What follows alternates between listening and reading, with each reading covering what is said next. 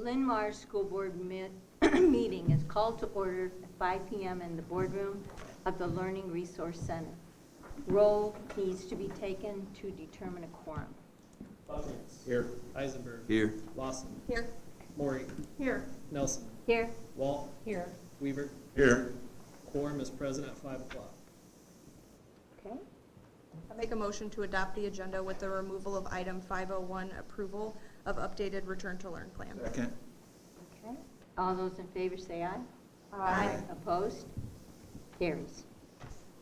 Okay, at this time, the board invites the public to speak on items related to the agenda or district. The board will receive and acknowledge comments, but will not engage in a dialogue with the speaker because of the set agenda for the meeting. Remarks are limited to 3 minutes per speaker. Remarks should not contain names or other identifying information about teachers, students, teachers, administrators, or other personnel. As you come up to speak tonight, please state your full name. And if someone would like to come forward, go for it.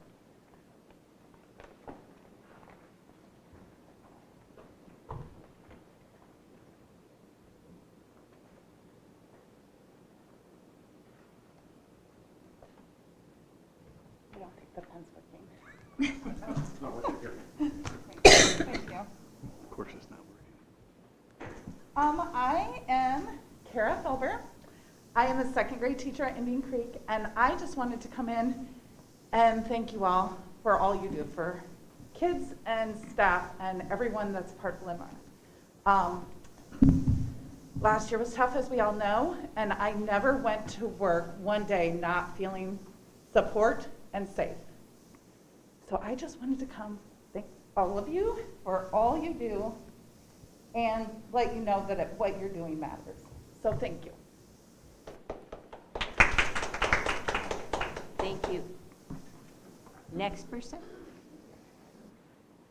This is my first time talking, so I'm number 1 on here. If we need to know, I didn't know you sign in when you talk. So. Yes. Could you state your name? Yes, my name is Tiffany DeBow. I have 2 boys at Indian Creek Elementary.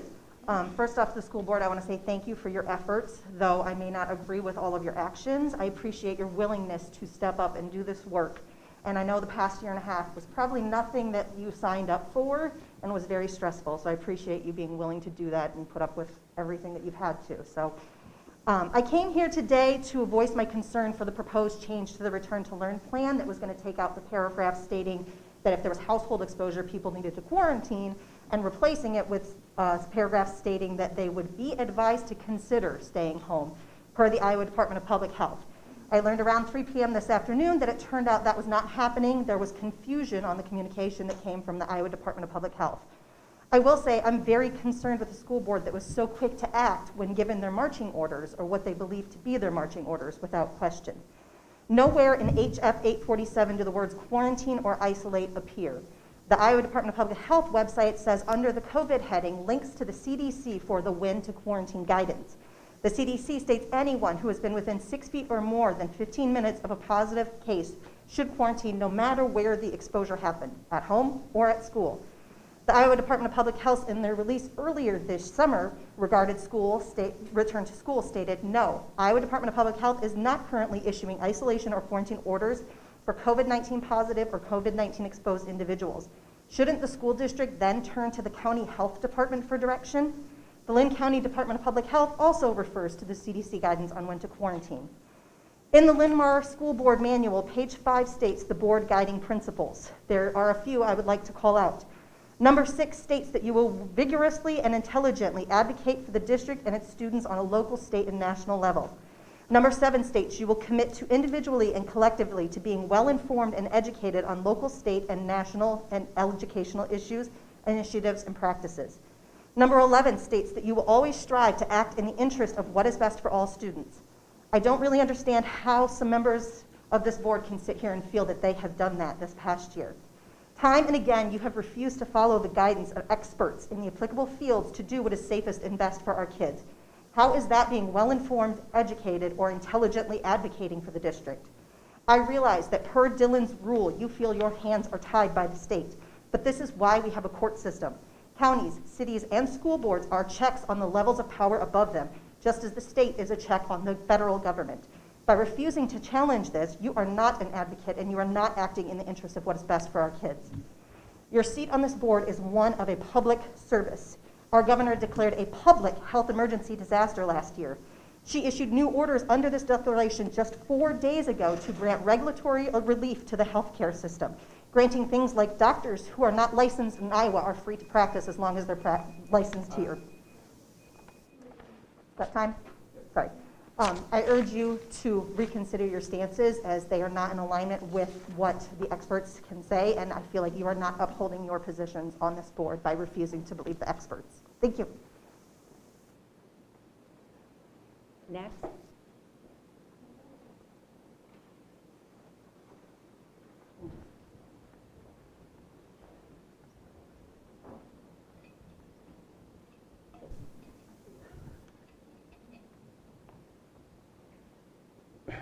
Good evening. My name is Matt Rollinger. We've got 2 children in the Linn-Mar district. I want to thank everyone for being here.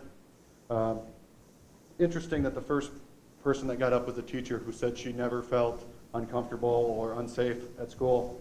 I'm going to read 3 things that were sent by 3 different teachers from this school district to me. I've never met these teachers before, but they're reaching out to me. First one, thank you for standing up. I wish I felt like I could. However, I'm an employee of Linn-Mar District, and I am fearful of losing my job if I do so. Being someone who doesn't just go along with what everyone else is doing in the teaching field is a lonely place to be, but I also know we are needed. I will continue to fight from within. I will continue to fight from the inside in the ways that I can. Thank you again for speaking out for those of us that feel like we can't. The second one. I expressed my opinion in here today, and God forbid I do that around most of this staff. It's pretty sad. Thank you for standing up. I'm glad I'm not alone, because it definitely feels like I am. And here's a third one. Thank you. I don't feel like I can speak up for fear of losing my job. The amount of judgment here is unreal, so yell louder for me. Those are from teachers inside this district that you have silenced. This starts in this room. Nowhere else. It starts in this room. This is a toxic work environment for these people, and we are sending children into those rooms. There is absolutely no reason a teacher should feel this way, and there is no reason any teacher should ever have to feel like that and not be able to express themselves for fear of losing their job.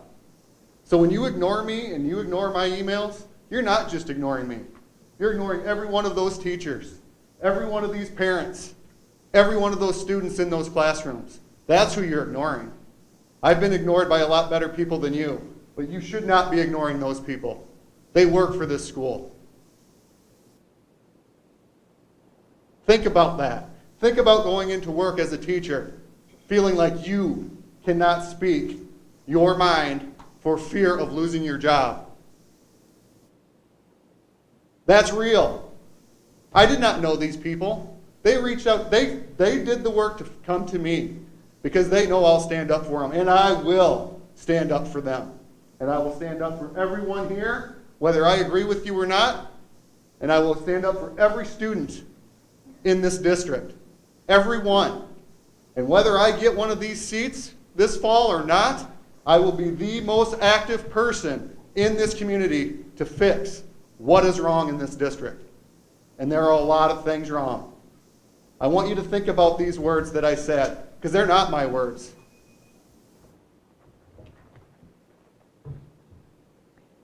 Thank you for your comments.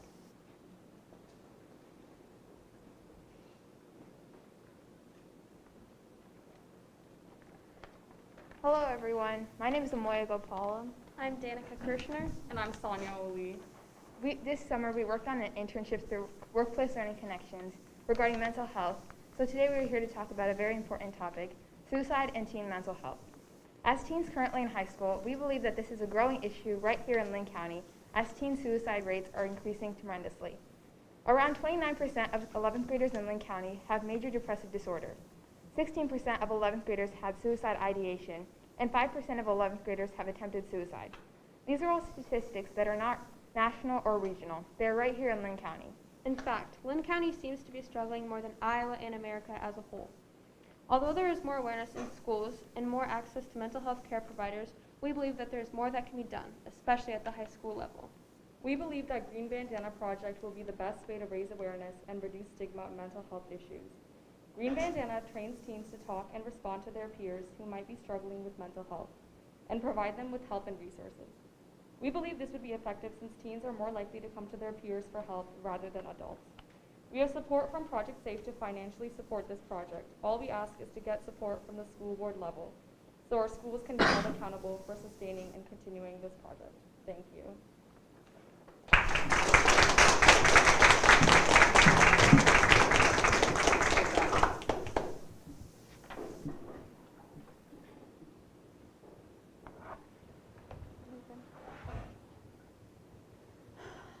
Hi, my name is Geraldine Jones. I have 2 kiddos, one that is currently in the elementary at Linn-Mar, and then one that will be next year, first year, so very young.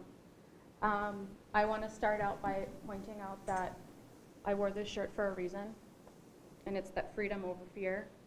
And I just want to let you know that everybody has preconceived notions about other people.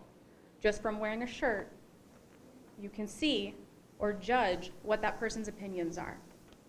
And until you talk to that person, you don't know where they stand.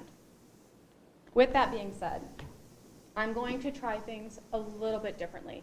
I'm going to take a different approach, okay? I'm not going to threaten you. I'm not going to flatter you. I'm going to list facts, okay?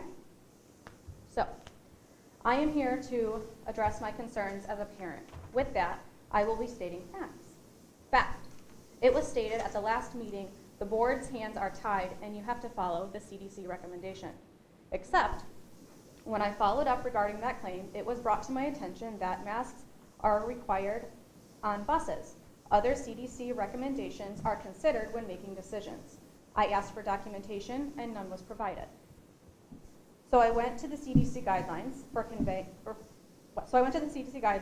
regarding public transportation.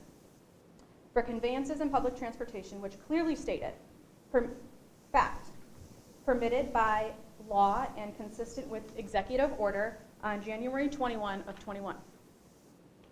Fact, executive order 13998 on January 21 of 21 states all forms of public transportation as defined in sections 5302 of Title 49 U.S. Code. What do? Follow that. It's like a little trail. Fact, U.S. Code 5302 Title 49 states, the term public transportation means regular, continued, shared ride, transportation, I don't know that word, cursive. Transportation services that are open to the general public, defined by age, disability, and low income, and does not include school buses, amongst other examples listed. Fact, I've emailed this information to every single one of you. None of you replied to that email. And this was Wednesday, is when I emailed. I'll happily send all of that information with links to all parents if they requested. With that information being said, your hands are not tied, okay? They're not tied. Fact, while I have not gotten an email yet, Facebook Messenger seems to be a primary source of contact for a few members. I will continue later. Thank you for your comments.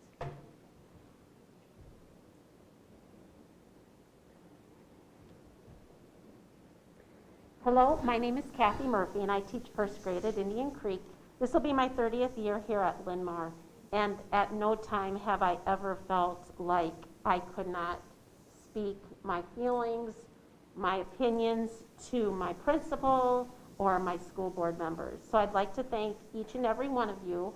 I would especially like to thank Shannon Biscard for his leadership. He has gone above and beyond to show his support of the staff and the students at Linn-Mar. For those teachers who don't feel comfortable and feel like they have to go through someone else, I feel bad for them. They must not know you. They must not know their coworkers and their administrators. I do know many of you personally, but I do know you professionally as well. And I could go to any one of you and feel perfectly comfortable. So thank you. Thank you for your service. Thank you for your support. I know that all of you feel like I do, the members of my team, the members of my school. Kids are first. None of us walk into this building, any of the buildings at Linn-Mar, and think, what is in it for me? We think about those children every single day. The children are the most important, not the parents, not someone who thinks their voice is better than everybody else's and needs to be heard. Those children are number one, and I appreciate that all of you and all of my coworkers put children's needs first. They put those kids, what's best for them first. That is what Linn-Mar has always stood for, and we always will. And I will do that until I retire from Linn-Mar. My children attended Linn-Mar. I worked at Linn-Mar before my children attended Linn-Mar, and I will continue. And I just want to say thank you. I respect you. I appreciate you. And I know that many of my colleagues that I work with do as well. And I thank you for giving me this opportunity tonight to talk to you, and any opportunity that I would ever need, I feel comfortable talking to you. So thank you very much.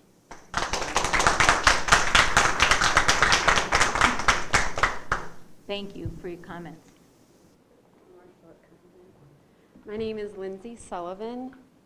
I have 3 children in the district. I've always been a big supporter of our district, and as I said at the last meeting, I want to reiterate again tonight that I don't look to our school board or the school officials to make health decisions for my family, and I certainly want to feel like I am the one that is making the best decisions for my child.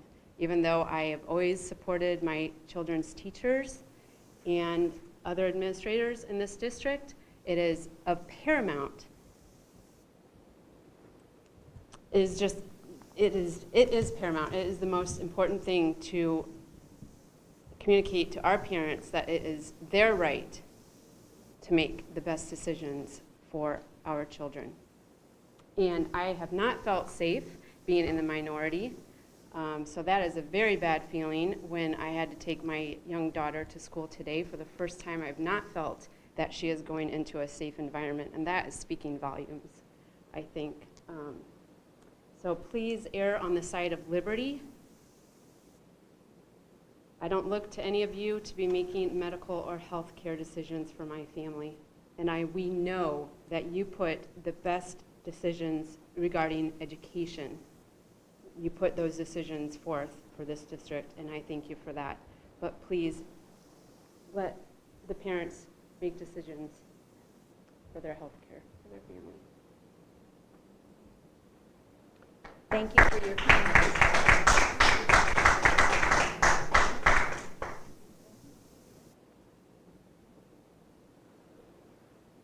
Yes?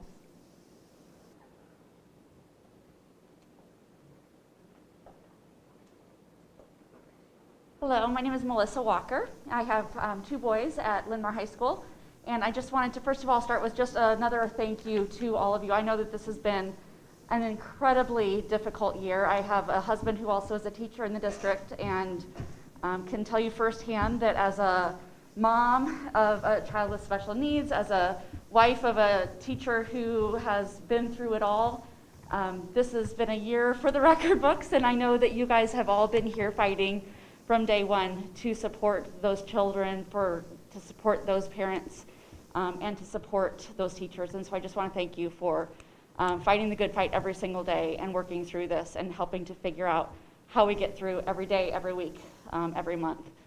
I ask that you continue to fight that good fight and find the ways to support and protect the needs of all kids in our district.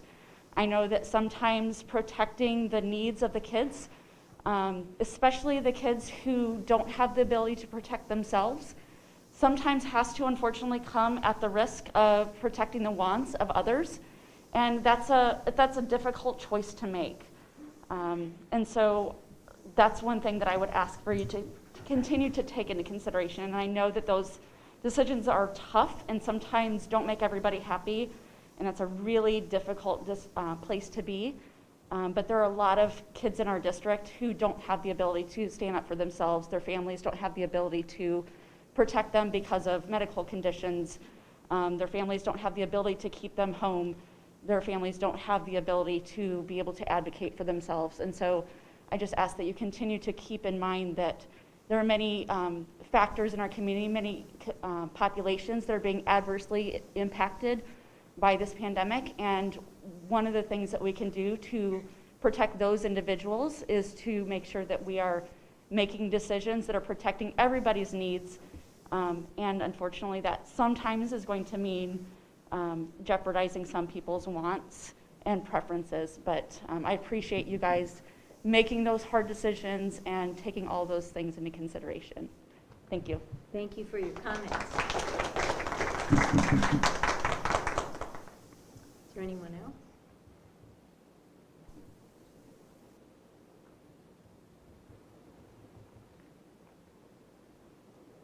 Good evening, everyone. Scott Phones, 2231 Tamarack Circle. Despite all of the emails that I received, I shall not be reprising my role as Scarlett O'Hara this evening. I know that there will be some disappointment there. Just as a little bit of background, I'm about 12 hours and 60,000 words away from being a professional historian. I'm a graduate student at the University of Nebraska-Kearney. And in listening to the commentary here tonight as a historian, and in particular an American historian, who's been doing some thesis research, I want to provide a little bit of context and hopefully a little bit of support for you guys. Understand that you're in a tough position, but it's not unusual. In 1903, the Marshall County Board of Health was dealing with a smallpox outbreak. And what they voted to do was to set up a separate hospital. Because if there was a smallpox outbreak in a home, everyone was sealed in that home for more than 40 days. In order to sort of free up those folks, what the Marshall County Board of Health did was they set up a remote hospital in which those who suffered smallpox received a visit from the 1903 version of Officer Dobbs there, and were forcibly moved to a remote facility. Everyone else in the house was then released after 17 days. That was how public health worked. Boards made those kinds of decisions. They're not easy, they're not pleasant, but it's a recognition of what's required as part of the community. Not 20 years later, during World War I, we saw the exact same suppression of civil liberties simply in order to support the war effort. Look at the posters from World War II, in which the public was repeatedly shown, and there was always this big finger pointing down at the individual, saying, somebody talked, because there was a cargo ship now on fire off the coast of North Carolina. There are a lot of times when we have to sacrifice individual liberties for national security or even for the security of the community. Sometimes that requires folks to make tough decisions, and I understand that you're in a tough spot. I respect the fact that you're making those tough decisions, and thank you very much for your service. Thank you for your comments.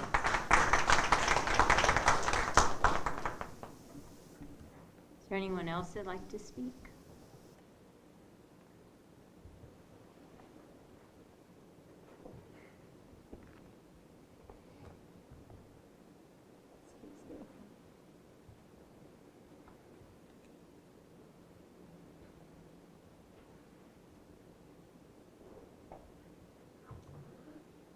Good evening. My name is Jill Brockshank, and I am a 4th grade teacher at Bowman Woods Elementary. Happy first day of school. Happy first day of school, everyone. I wanted to take this opportunity to thank all of you, not only for your care that you give to our Linn-Mar community, but also the way that you handle yourselves with dignity in the face of often opposition. As I've said before, it takes a lot of poise and integrity to stay calm and professional while sitting through a barrage of criticism and in the face of opposition or lack of support.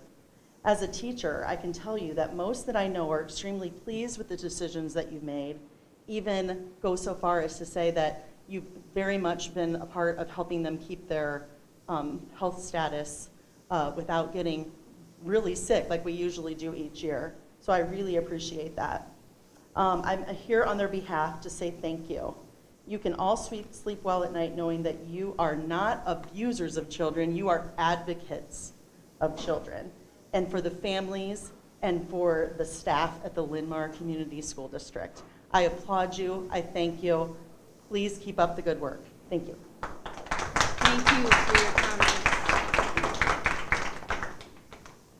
Is there anyone else who would like to speak? Okay. Seeing none, we'll move on to the next thing on the agenda.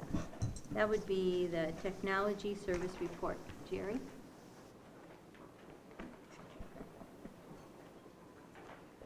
Okay, so we're going to have some fun.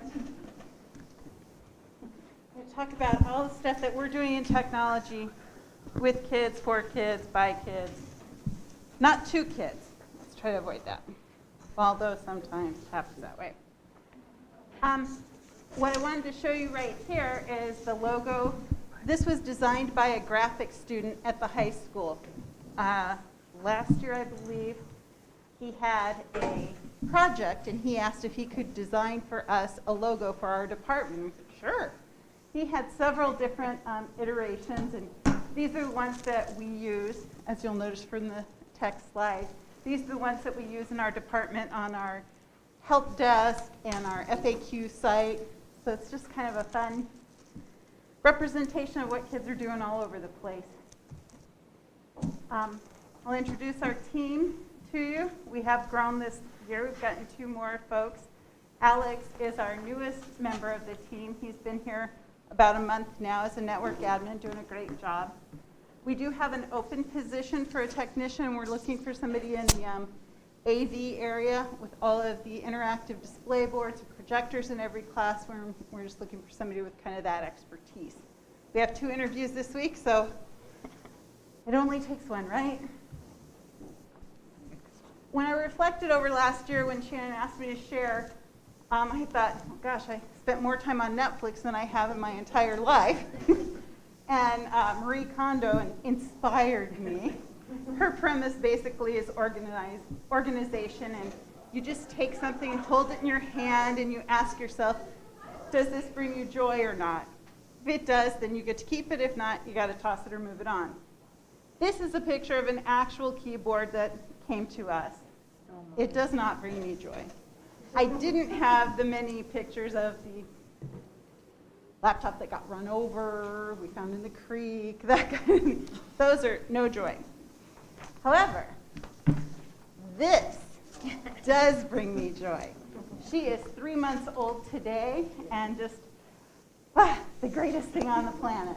I can't tell you how happy she makes me. And here's some other things that brought me happiness this year. Up in the upper left-hand corner is our gym full of crates of new computers that have come in for our students this year. We had 2,200 that came in and we got turned around. Up in the upper right-hand corner is a picture of a closet that does not bring me joy. But just beneath it is the transformation that was done over the summer and the wiring that was done in this building, and we rewired this building. It turned out to be over 11 miles of cable in just this building. So that's all up in the ceilings. When you walk in a building, it's amazing how much wire is in there. So for our intermediate schools last year, and this is just on the technology piece, recognize new buildings. You all know how many meetings and how many folks put their effort into that. These are just a couple of the highlights that went into our new building. So all of this times 2, because we had 2 buildings. My team worked diligently on, and they're all working well, thank you. These are other things in the district, I'm sorry with the light there, it's a little bit hard to see. Several different projects that we had. I will bring a couple to your attention.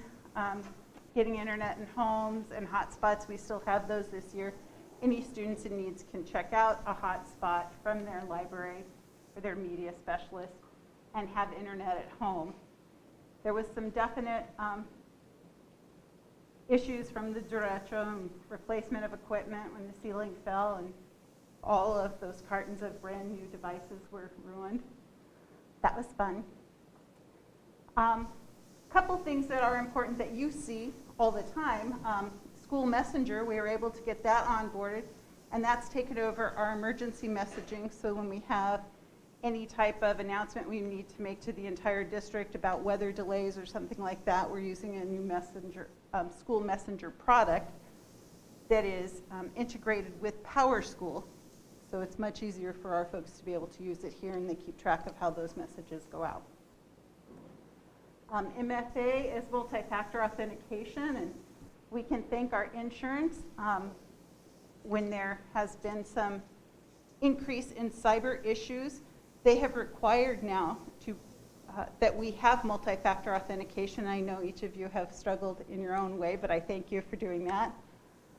We have to have that type of multi-factor authentication in order to have insurance for our cybersecurity.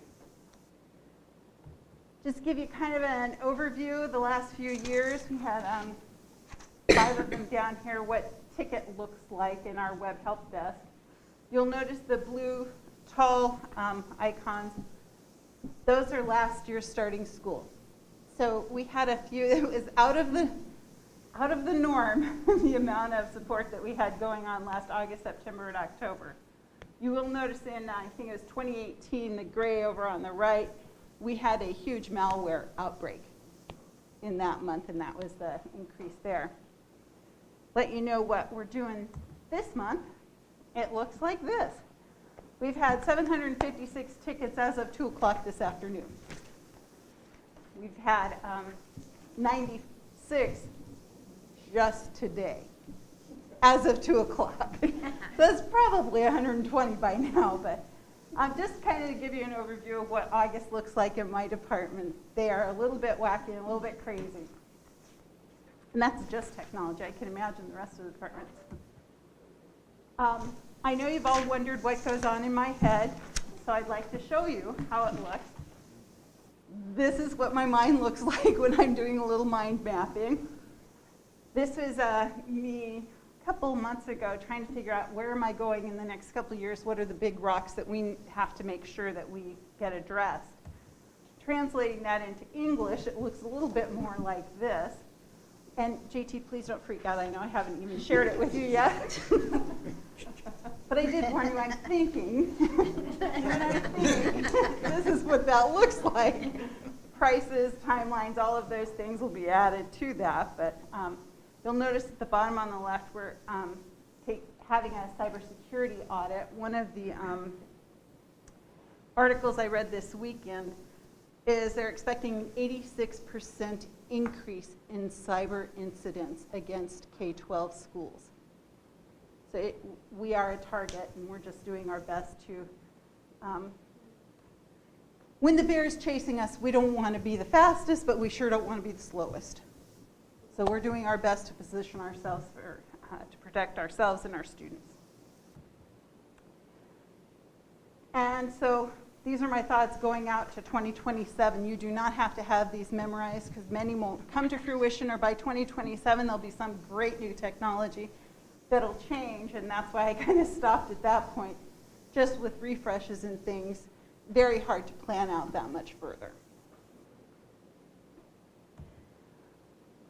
Thank you for your support. Do you have questions about it? I know, Tim, you've been waiting. I do have a question.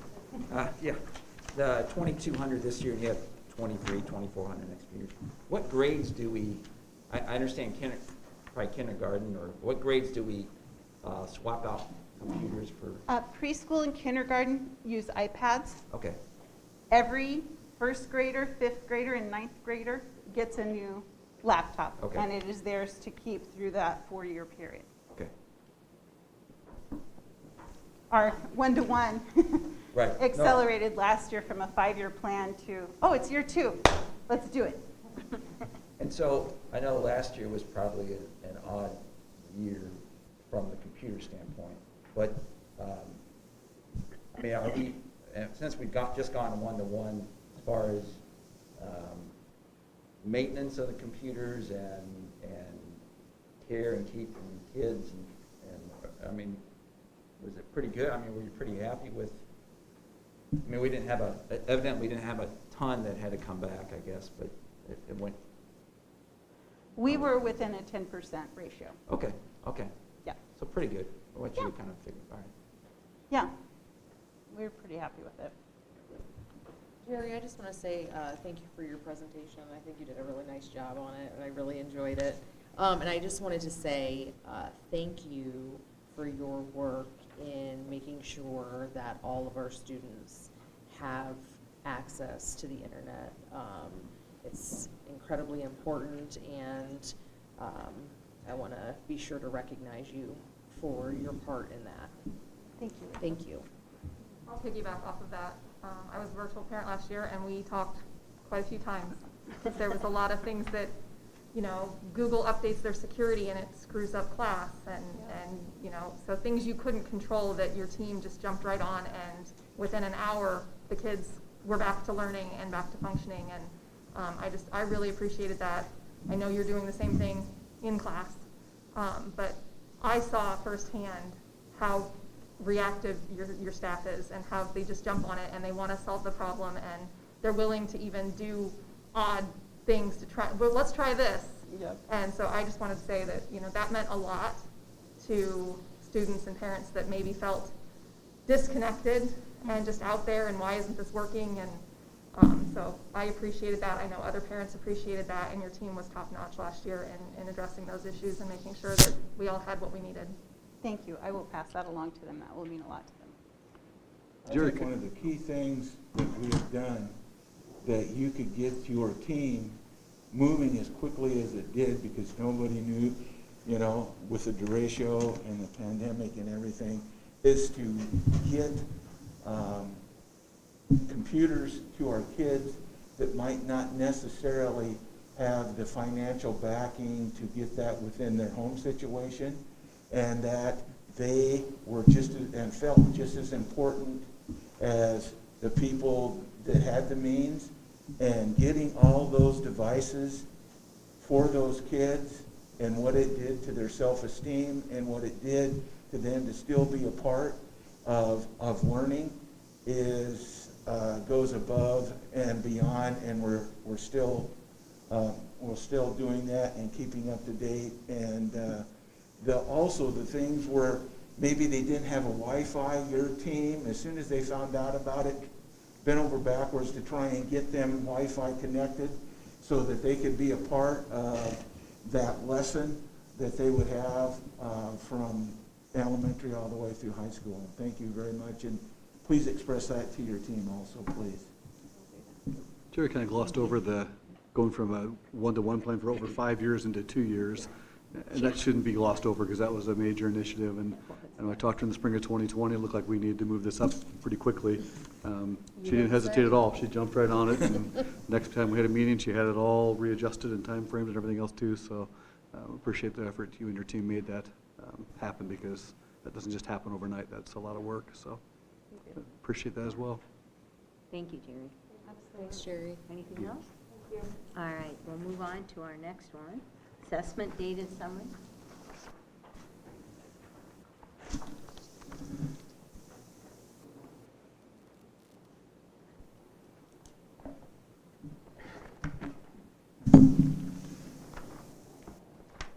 All right, good evening, everybody. Bob and I are here to talk a little bit about student achievement data and some of the things that we're excited to just share with you finally, since we have our hands on kind of where we're at from last year as compared to 2 years ago when we started this journey. But kudos to Jerry, and I want to say thanks to her team as well. Just 30 seconds, if I can, to kind of give you a fun celebration of today. Since it was our first day, it was beautiful being in the buildings. Think back to almost a year ago, probably on close to this day, well, when the derecho happened, we spent all that money and time trying to get those computers. Shannon and I couldn't even get to Wilkins because it was blocked so bad with the trees and everything. When I finally got over there that next day, those computers that we had brand shiny new to get to kids were soaked. And I mean, you literally picked them up out of the box and water dripped out of them. I've never experienced that kind of just gut-wrenching feeling. And it wasn't one, it was 300 something. So, to think about what her team did in a short amount of time certainly got us set up for success. So, that's a huge part of what we're going to look at with this as Bob and I share our assessment data because, for the most part, considering where we were at last year, we still had kids learning and working with their teachers, and that was a huge win for us. Today was an awesome celebration. It was good to be out in the buildings and to see everybody's smiling faces. There was a real positive energy that, hey, maybe we've turned the corner just a little bit and are getting closer to normal. So Bob and I are going to share student achievement data. And one thing I would just start by prefacing is remember that this is just our baseline. Why do we say that? Because 2019 was our first year of taking Iowa assessments. Then we didn't have testing during 2020. And then last year we had Iowa assessments, which was still really challenging for us. In fact, every time we went to test kids, whether it be our FAST testing, our MAP testing, or Iowa assessments, we had to try to get kids in. We had to work with our virtual families. So, this is kind of our first year we think of, hey, here's where we're at now. We can start working on moving forward. So you have a handout. We printed for you the Iowa assessment results. They are a little bit grainy on the slides. I don't know why, but when we copy and paste them in there. So you can see our results 3rd through 12th grade. But just want to take a minute to remind you of what we're talking about when we talk about assessments. Do you want to talk FAST assessment, Bob? You kind of know that better than I do from elementary. And Nathan really mentions an interesting thing. The teachers that administered that assessment last year, that was the first year that we've ever done it online. So for our virtual students, it was really hard to compare online from when they were in the seats at that particular time. And the same could be said for all the assessments that Nathan has listed up here. This was the first year that we did the ISAP completely virtual without a paper and pencil spot in it. We do the screener 3 times a year, once in the fall, once in the winter, and once in the spring. We provide those reports to parents on their students where they score and the progress over the year. We notify parents if they're persistently at risk or at risk, and that way parents can track their student progress over those 3 terms with the FAST testing. NWA is used grades 5 through 8. And we've given NWA a long time in our district. In fact, at one time we gave it from 2nd grade to 12th grade, but with the other required testing right now, it's primarily used at the middle level, grades 5 through 8. And that is something that would mark growth from fall to spring, and it's just a nice measure of tools. And Nathan had mentioned the ISAST already. Yeah, and we've shared information with you on that. And again, that was the new Iowa assessments, the Iowa statewide assessment for student, wait, am I saying that right? Iowa statewide assessment of student progress. Yes. So that is the new acronym that we need to know for ISAST. So what I want you to see from this is that we have FAST, which is 3 times a year, NWA, which is twice a year, and then our Iowa assessments, which is once a year. So we'll go through kind of every level of those. Also, the public will have links to these reports. So we've been getting some questions from teachers just about, hey, when can we share this? And I'm sure some of our parents are like, yeah, we haven't seen our Iowa assessment results yet either. So what happened is the state changed their reporting a little bit with that. They used to send us paper. Well, they're now not doing any paper reports. The cost is significant. One, the cost to administer this is significant. The state gave us a little help, but I don't think that's going to continue. So there's a per pupil cost for each of these tests. But what they have started that we will share with parents hopefully next week is this Iowa Assessment Parent Portal. So parents, all of you that have kids in the system, you can log in. You'll be able to see all the reports. It's web-based. It's a really nice interface. It'll be way better than the written reports. There's some clickable things you can drill down and give you a lot of information on your kids. So we don't have any of the individual reports. We're waiting for those right now, and I've been working with Jerry's team. They just need a little, we got to get the IT part working right. There's a code that we need in PowerSchool to match up with the identifier in Iowa assessments. Then once we have that. So you will see in the community, you'll see a lot more information to come on the parent portal, hopefully as soon as next week. Nathan, is it you have to have the passcode from PowerSchool? I mean, so you can't just click on and start clicking on and see what Jimmy did? Yeah, you have to have, it has to be tied to your student, obviously, and so that's where it interfaces with PowerSchool. Okay. We did it in 2019, we uploaded those into PowerSchool, and that didn't work real well, and Iowa Assessment got a lot of feedback on that. So that's why they created this parent portal. And it'll be nice, too, once it's up and running, because instead of the delay, then as soon as reports are available and you've logged in and have a parent account, you'll be able to go right in there and see those results. So what you have, board members, and what we'll share with staff is just our overall district summary. So those are the colored sheets. We're just going to go through real quick and give you a snapshot of where we're at. So this would be our FAST scores, kinder and first grade. So they do a different screening than our second, third, and fourth graders do. And so you can just see it's organized by the amount of students that are low risk, meaning there's really no teacher intervention, to some risk, they're on a watch list, or they may receive interventions in their classroom. And then our high risk students would be the ones that Bob mentioned, get a letter, there's certain progress monitoring we do. They're in different interventions or additional interventions based on that. What's interesting about this data with our Edmentum students, so our online students, we're still required to do FAST testing with those students. So even though they're in an online, kind of like we did last year, we'll still be providing checks and balances and monitoring those kids. So that's a look at K1. Here's second through fourth grade. They introduce, FAST does the CP code, which means college pathway. So those would be students that maybe are a little bit above grade level. And again, what we really pay attention to is the some risk and high risk as far as the percentage of those students. So the data you're looking at is district-wide, so this would be all of the elementary buildings combined. Now, each of them have different dashboards, so teachers can see their own class, schools can see their own school, the grade level can monitor that. It's really nice. So FAST has a pretty extensive dashboard when they can log in and they'll see red or green on every student, or yellow if they're in that some risk category, and then they can track their interventions in that system. So that's what we really use pretty much weekly, if not daily, at the elementary students. Yeah, just to add on a little bit too, it's a really nice dashboard, and the best thing about it is our teachers really have actionable data to work with then. It's just not a picture on the screen as well, that's how I did, let's move on. It's something that they can look at, plan instruction around, retest and see if their instructional methods are progressing the student at the rate that they should be. So in terms of district achievement, when Bob and I look at moving the needle with students, we pay attention to this. The Iowa assessments will take care of themselves, but that's a once-a-year summative test. This is where we can really make impact with our students. So then that continues into sixth grade. This originally started as elementary. The state expanded that to sixth grade. It's K6 now. I would not be surprised within a couple years if we're not doing FAST testing through eighth grade. We don't do that currently 7th and 8th grade, but I could certainly see that coming. Oh, sorry, these numbers didn't show up right. This would be... our CP is 42%, our low risk was 35%, some risk 17%, and our high risk was 7 on that last slide.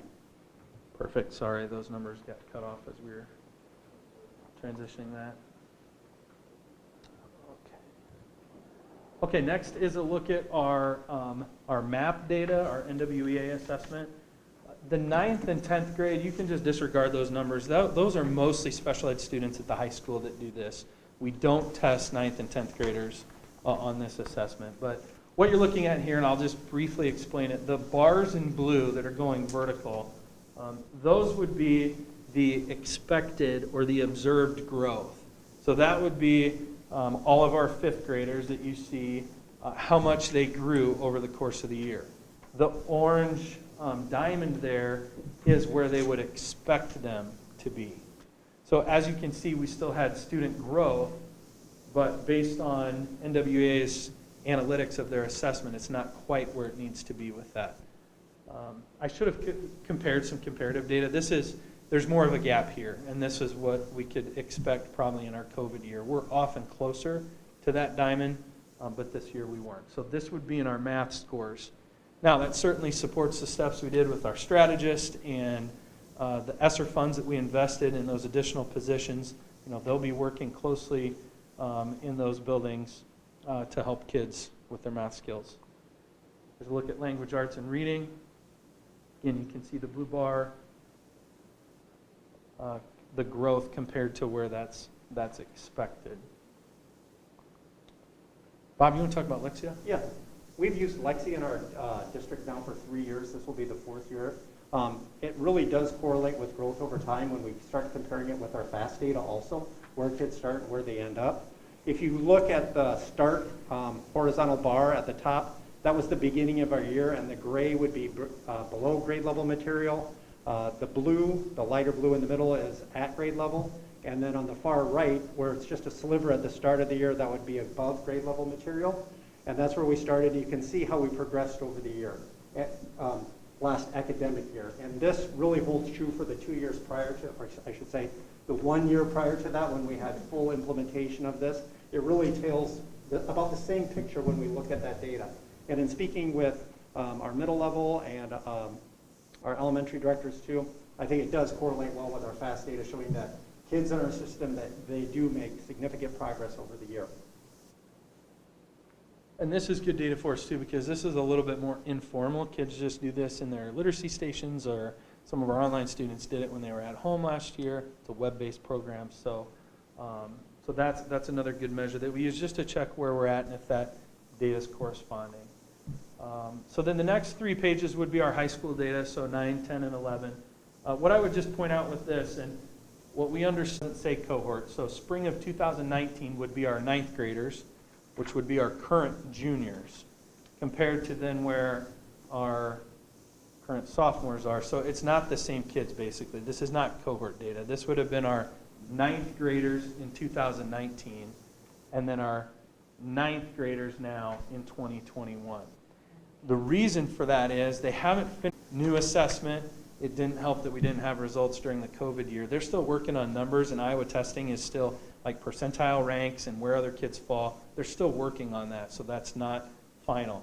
Here's what I want you to look at. We pay attention at least to the yellow bars there. Those would be, and you have these on your handout, those would be the students not proficient in yellow. The middle blue bar would be students that are proficient, and then the darker blue would be the advanced proficient. And then it compares our district where we were to the state level. So you can see that obviously, again, COVID year, some of those scores, we have more students that are in the not proficient range than we have in past years. We are less than the state average. So I'm really, again, Bob and I have talked a lot about this. We're not sure what this tells us yet because it's still kind of a baseline from where we're at. So we want to get more information. I know Iowa Assessments will be sharing more information about the year. But again, it was a new test. This is kind of a baseline that we can build off moving forward. What's different you'll see about our sophomores then is that grades 5, 8, and 10 were also tested in science. That test is not given to all students, just those 3 grade levels. But again, pretty similar results, a little bit more, well, in this case we had fewer in science, but a few more percentage of students that were not proficient in the spring of 2021, but still less than the state average. And then here would be, also share with our teachers, I know they're anxious to kind of see where their kids are at, and so we are going to be getting that data out to them. Right now it's just in raw form on an Excel sheet, and that's kind of hard to read. So we just wanted to share with you a little bit in closing, just what are we doing with the data. So Bob and I have talked about this. It's a baseline. It's good to know where we're at. As much of a challenge as it was during COVID, I'm glad we tested kids, because that's what we wanted to know is how far, how much do we need to go, what are our next steps, that type of thing. I'd also pull you into this idea of acceleration versus remediation. So we heard a lot of my kid is behind. Well, behind who is often the question that came to my mind when I heard that. You know, Iowa was one of the few states that was still open. We talked to some people when we were on vacation in California that had not been in their building. So we were certainly ahead of other kids and other states. Next Friday, the next quarter, rather than putting kids in remedial classes, is by far the best way to meet those skills. So there's some research coming out now of how they did that with remediation classes. Kids perform better when it was sprinkled in throughout the year than they did to say, hey, you're behind, going to remedial class. Again, that's what our strategists are going to do in math and reading. We've been doing that in reading, but now we're adding that in math. So we think that strategy is going to pay off. Work about getting back to our professional learning community, our collaborative teams, so that Bob and I are on 4th grade and we sit down together and look at student data. that we can make decisions as a team, right? Refresh their ideas about that, give them some more tips and tricks about how to work better in a collaborative team as they do that.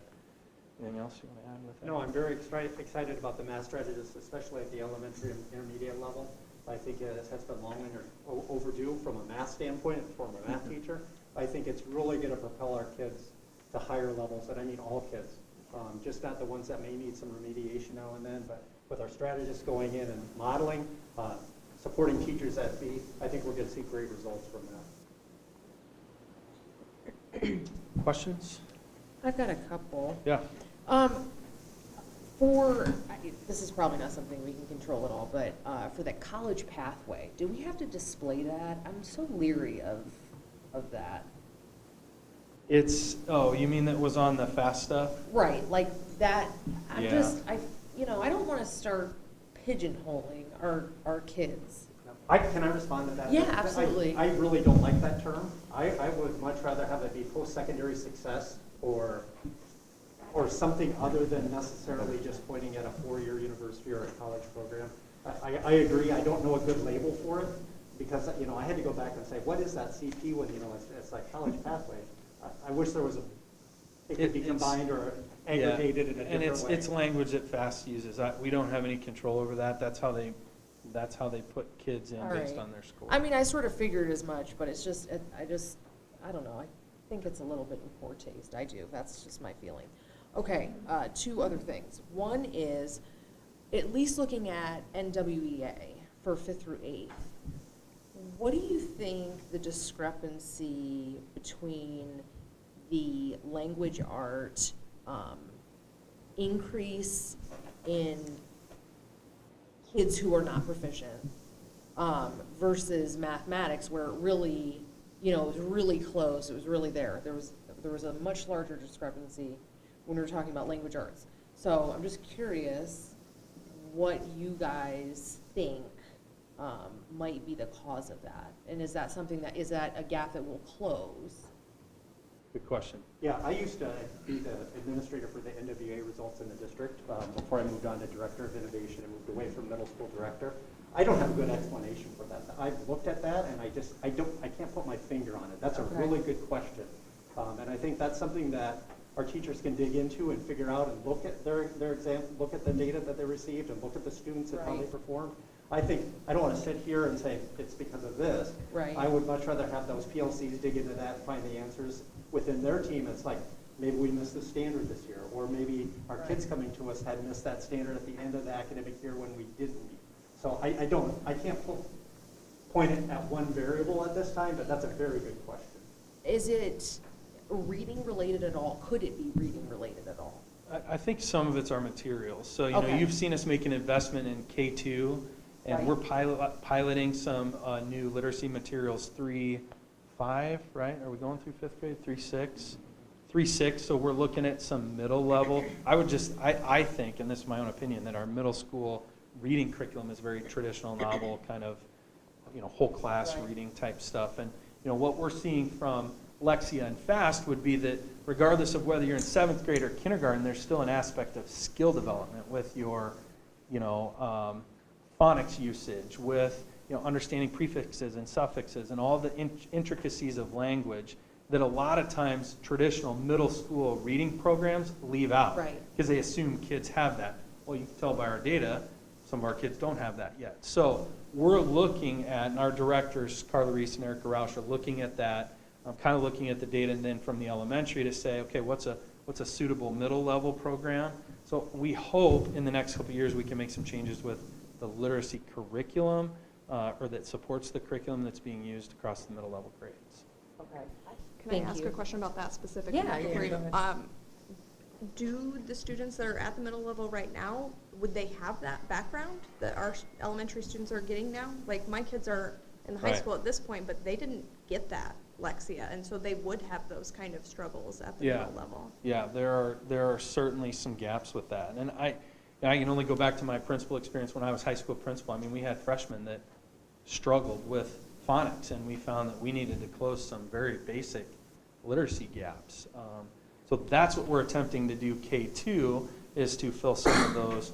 and then roll that up as we continue to go. So yes, some of our kids may have, and not necessarily that they missed it, the emphasis was just on different things. The program. There was a heavy different. emphasis on Yeah. fluency and comprehension, and now fluency and comprehension are still important, but we need to have an emphasis on the skills of reading as well so that kids don't miss those.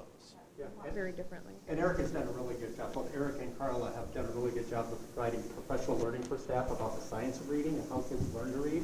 And that's something that they're immersed in because let's say I'm a 7-12 secondary literacy teacher. I may have never taught a kid how to read.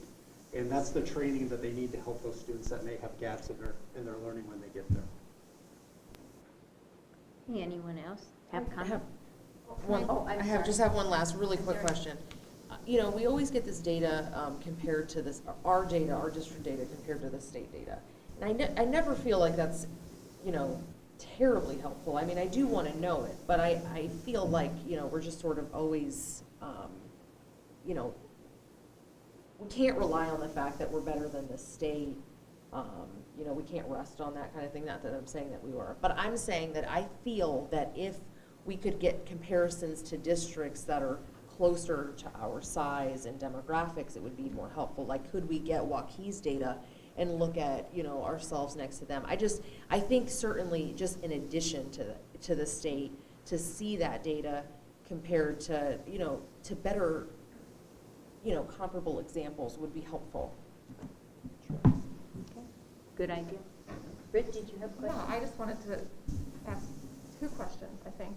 We'll see if it's 2. Did we do math strategists beyond the intermediate buildings? I thought it was just elementary and intermediate. Yes, just K-6.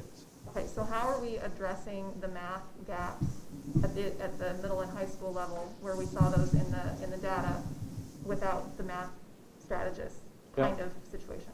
Yeah, so Erica, our middle level director, I know is working with, and we actually have we got a new assigned math consultant that can kind of come in and help us look at that. So they're trying to meld some of the math talks, conceptual based stuff that the elementary is doing and see, okay, how can we apply that to 7th, 8th grade? And I know Mark is looking at, you know, some grade specific stuff at the high school as well.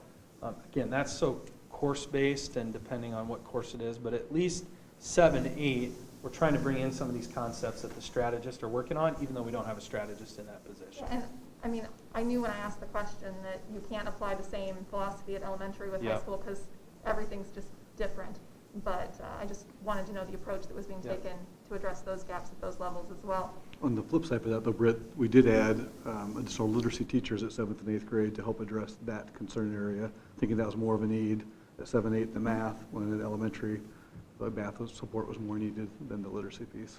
So you're doing more literacy support at the 7th and 8th grade level? Correct. We had an additional reading teacher at each building. So then that would sort of be, you know, perfectly address these And discrepancies in the data. they're going to use the newer curriculum tools that we're working on within those. That's good to know. That's very good to know. Thanks, Shannon. I forgot about that. And I was going to comment on Lexia. If there's a grown-up version of Lexia for the older students, you know, they think it's a game, which makes them like to do it, and it's very. I love it. I think it's great.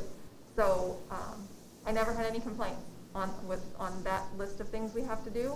Never a complaint about Lexia. It's fun. I want to get that new badge. You know, I want to get to that next level. I think the only complaint I heard was, you can't go to that level in 2nd grade. You have to wait. Like, you have to stop now. So if there's a version of that we can apply in the upper grades, I think that would be definitely something to do. And then I had one more question, but I don't remember what it is, so I'll have to look at the data and get back to you. I don't remember my other question. Sounds good. Someone else question? I just wanted to say thank you for including the Lexia data. I think it's important to, like, that data is captured in an entirely different way, like Britt was saying, right? You don't have the, oh my God, I didn't eat a good breakfast and now I'm here and I have to sit down and take this test. Like, all of that anxiety, all of those things that a lot of students struggle with is not present in that data, and so I think it's important to include it with all of this testing data, so thank you. Okay. All right. Thank you. Thank you. Thank you. Both of you for everything. Okay, we move on to the Facilities Advisory Committee report. There are 3 of us that were there, 4 of us actually, because Shannon was there, 5, JT was there anyway. Quite a few of us were there and are a part of that committee. Britt or Clark, would you like to highlight some things that you felt were productive or? It was fun. We got to move boxes around the map and talk about potential future needs of the district, and you know, to hear the community feedback, because we have a lot of community members. We even have a couple students on that committee. So, and they divided this all up into groups, and we all worked in our little groups, and then we presented, and there were a lot of common themes coming from the community. So it's nice to see that this consensus after our conversations, we're almost all on a similar page, and yeah, it was a really good, what does all of this talk that we've had look like on a map, and what are the OPN presented some options, and I'm excited about the work because it's coming together, and when you get to move boxes around, it becomes a little more real. So. Well, and each box represented something like the tennis courts or, you know, a new auditorium or something like that. It was, they had high school parking. Yeah. We did talk about it, totally. All right. So anyway, we were able to look at it and move them and have different ways to look at it. It was interesting because not everybody came up with the same idea of where to put certain things, but there was some commonality with some of the bigger things though, too. How about One of the things that I thought is that when they started putting the maps up, that some things were so very similar in all the groups that was like, it's a no-brainer, this has to go here. The agreement on how they do different things, we came up with a spot or 2 that nobody even recognized before, like a parking issue that could help during football and track and aquatics and all the other things that were there that might be addressed. The one thing that we still have to look into, and I don't know how they're going to do it, is some of the things that we came up with were on the same area, but if there was enough space to accommodate what we wanted to go there, and I think that's going to be one of our big issues, is the things we all agree kind of on this, were the things what we want, but do we have the space to put it in some of the areas that we have? Because, and then we had some conversations after the meeting was over about certain things on where we have some land and different things like that I think that we didn't investigate during the meeting. It was just kind of a communication afterwards, just, hey, what do you think of this, and could we do this? And the way our district's growing, I think it was a lot of fun. It was interesting. I'm looking forward to the next meeting and how OPN does it, because they are going to address the issues. Hey, some people wanted it here. Do we have the space?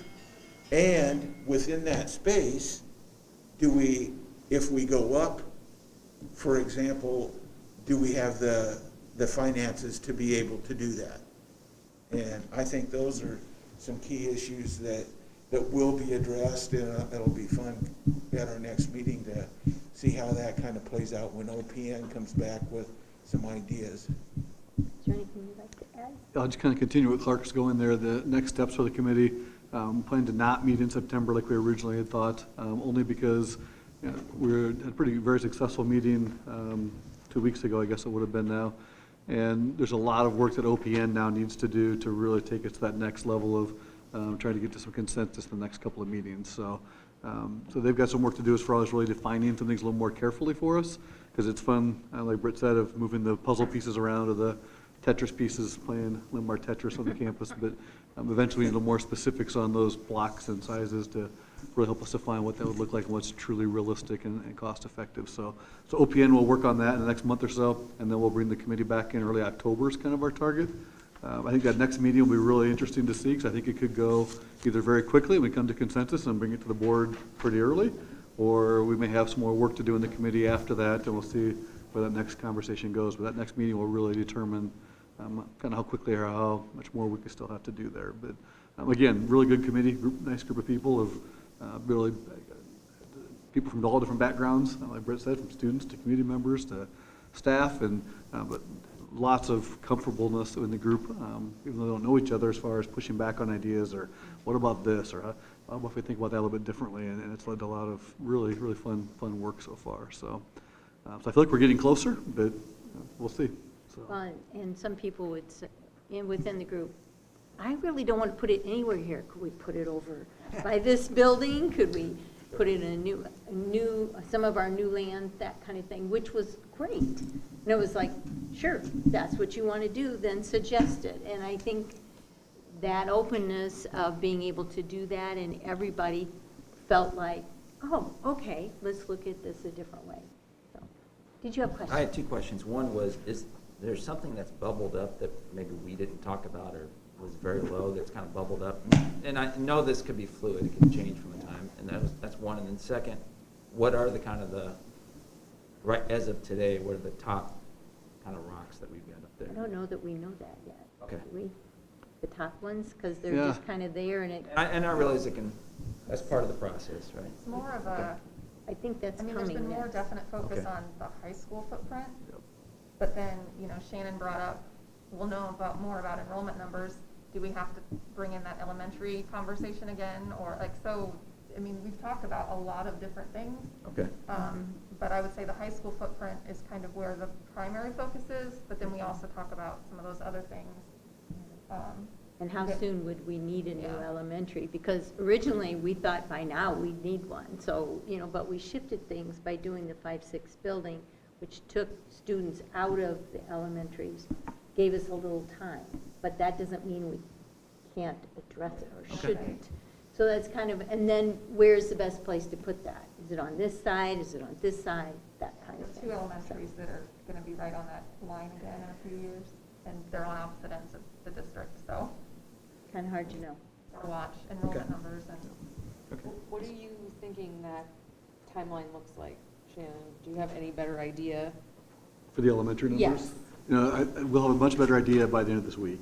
Okay. With enrollment numbers today, and I'll talk about that in my update, but there's a lot of ins and outs still happening yet too. But by Friday, we should have a pretty good idea of what our enrollment numbers look like, and then that will help us really bring that back to the next time our committee meets with thoughts on elementary. So I hate to give you even a guess right now, but by the next week or so, we'll have a much better idea what that looks like. So just a lot of unknowns after last year with COVID and online students and how many are returning, and a very transient population.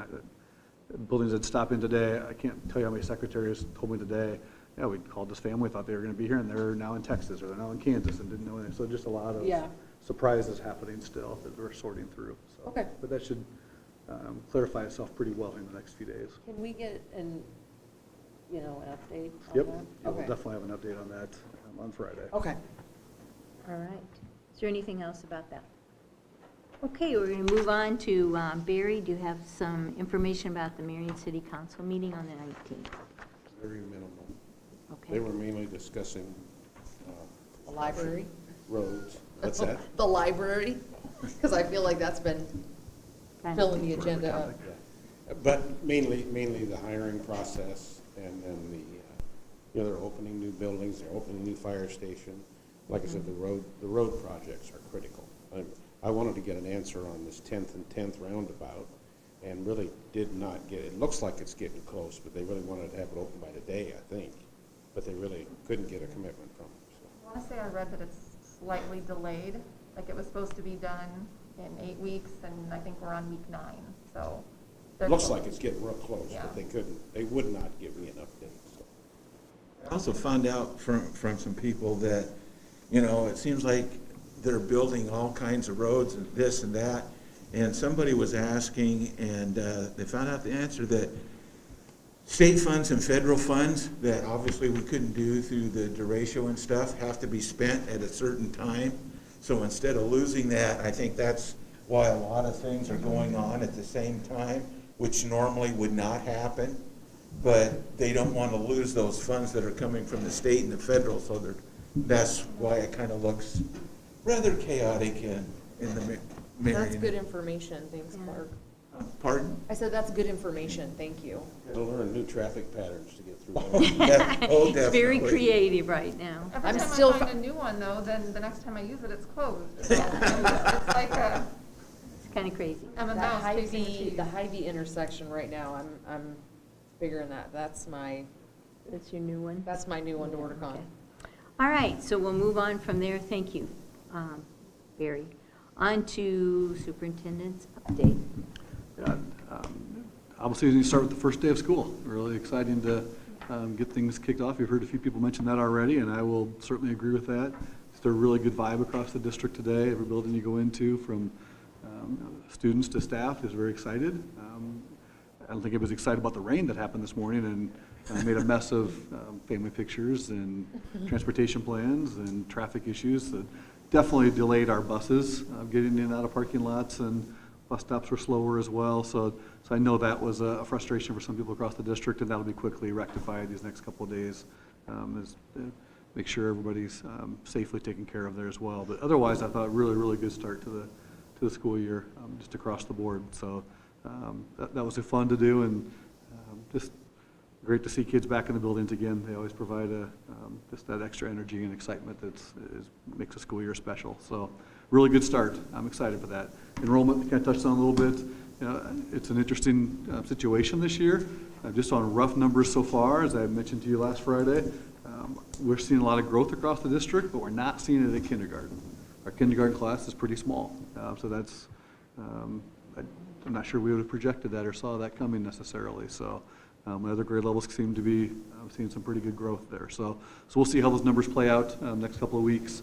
The way our power school system works is we can't disconnect from students that are no longer with us until tomorrow. The system kicks them out of the system after the first day of school if they're not registered here. So then we can really truly kind of break down those numbers a little more carefully and see, besides just who we think is here and who's not. And then, like I said, secretaries are working hard to really clarify who's coming, who's not coming. We do a lot of families from all over the world, essentially, and some of them are not here yet, too. So we're still trying to track down which of those will be coming, too. So we'll get the numbers to you here shortly. I think by Friday we'll have a pretty good idea. We always do head count a rough count on the first day, and then the first Friday in the school year always gets a little better picture for us there, too. So, and then obviously October 1st is our head count day for state funding for the next school year, too. So that'll be the third date we really look at pretty carefully. So. Absolutely. First grade bounced back this year from last year, so do you think it is probably similar, just holding back out of an abundance of caution, don't have to do kindergarten?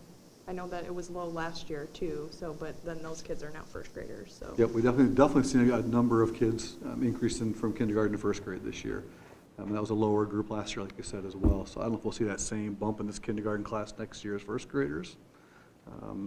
That would make sense, but it's just really hard to get a pretty good projection on right now. So more information to come for you on that pretty soon. And then just an FYI for you, you probably saw an email this morning. I think Gail included the board on that as well. Just on the Planting Forward project, Clark McLeod's group of the Monarch Research Project, they're donating 3 trees to every school employee, not just at Linn-Mar, but not even Linn County, but Linn County and Benton County, to really help that process of the city recovery after the derecho. So staff got the chance to sign up for which 3 trees they wanted, if they wanted them this morning, and then we'll have an October pickup date for that too. So something just unique, an opportunity to start to rebuild our community as well. So I thought that was unusual. And then I want to touch base on our return to learn plans as well. It's been evolving a little bit, and I think it'll continue to evolve. So it's something we'll need to continue to work with our local health department on, and we will stay in touch with them regularly. We met 2 weeks ago, approved our return to learn plans, felt good about them, and then on I believe it was Friday the 13th, got an update from Linn County Public Health with some revised procedures to that we were not sure we would be able to match with our initial plans. So we're making some adjustments and changes in there. Essentially it comes down to we cannot quarantine individuals, the public health department does, and then our nurses are essentially an extension of that work. And there's some clear confusion whether public health would be quarantining families in situations or not. And if they were not going to, then we can't do that. So, and as of early this afternoon, we got word from Public Health that that would still be the case. So, so in essence, there's no reason to change our plans or the safest plans we have in place right now. No need to modify them. They did say things will continue to tweak and evolve as the situation does in our community too. So I'd like to have plans in place and not adjust them and change them all the time, but we also have to be adaptive to what's happening around us and guidance for us too. So there's kind of the explanation. I didn't want you to wonder what was going on that. That's kind of the ongoing process that seems to just be happening to us right now. So just felt that was timely information for us. We wish it could have come a couple days ago, but we'll take it before the board meeting today as well. So, and then we saw this afternoon the Linn County Public Health has some sort of information sharing meeting tomorrow for the community as well. So we're not quite sure what that'll be either. So stay tuned, I guess. But as of now, our plans are in place and they will stay that way then. So, and then last thing, just make sure the board members are aware of our ESSER plans. We've referenced a couple of times tonight, the federal funds we got to help for the recovery after COVID. They have been linked on our website. We've submitted everything as we needed to as well. Essentially, our requirements there were we needed to show how we're spending these federal dollars. If you remember correctly, we have 2 school years essentially to spend those funds, this school year and next. And we are definitely looking forward to spending those dollars to help our kids moving forward. So you heard already the math interventionist at the elementary and intermediate level.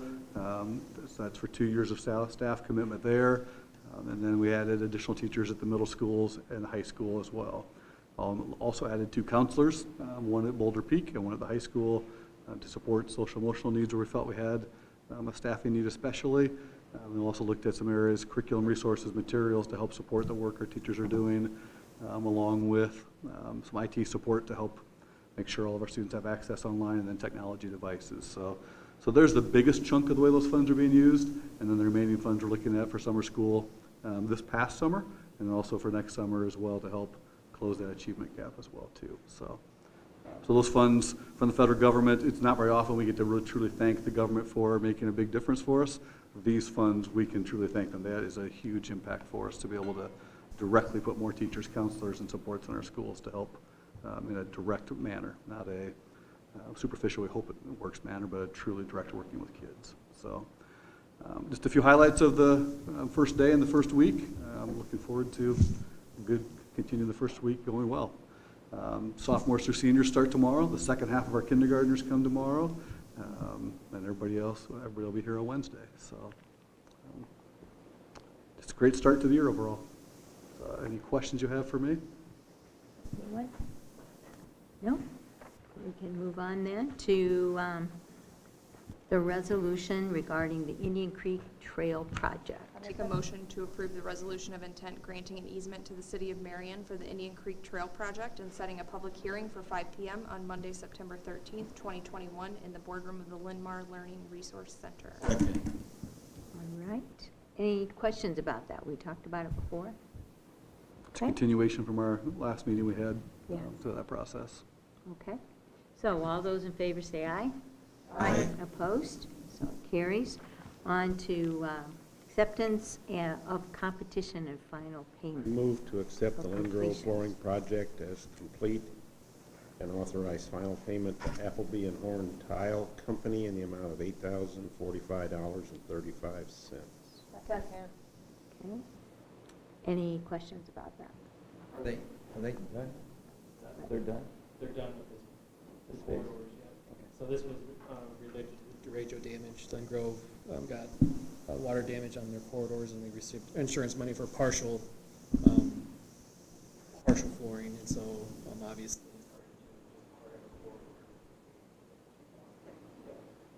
corridors and then in the common areas and the hot areas. If you've not been in there, it's a noticeable change. It looks really nice. Was it kind of in need already? Like, It was on the probably Okay. within the next 3 to 5 years. Yeah, carpet replacement. Okay. So let's say all those in favor say aye. Aye. Opposed? It carries. New business. I'll make a motion to approve the overnight excursion/trip request for the Linn-Mar FFA to attend the 2021 National Convention in Indianapolis, Indiana on October 26th through the 30th, 2021. second.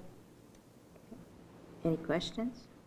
The only thing I'll add is anything we plan for the long term is subject to change if situations change as well. But we're And with planning- the virus, yes. Yep. Okay. So all those in favor say aye. Aye. Opposed? Carries. Make a motion to approve the open enrollment requests as presented. Okay. Any comments about it? Okay. All those in favor say aye. Aye. Opposed? All right. Move to approve the consent agenda as presented. Second. All right. So is there anything anyone would like to comment about? Questions at all? I'll just add one comment. It's not about anything specific. We just mentioned personnel and staff in. We're not unlike any other business out there right now where we have spots where we are short employees and doing the best we can to cover everything, which I think is true in every industry right now as well. Continue to hire people as you see, and we will continue to work on that. But there are spots we are short and want to.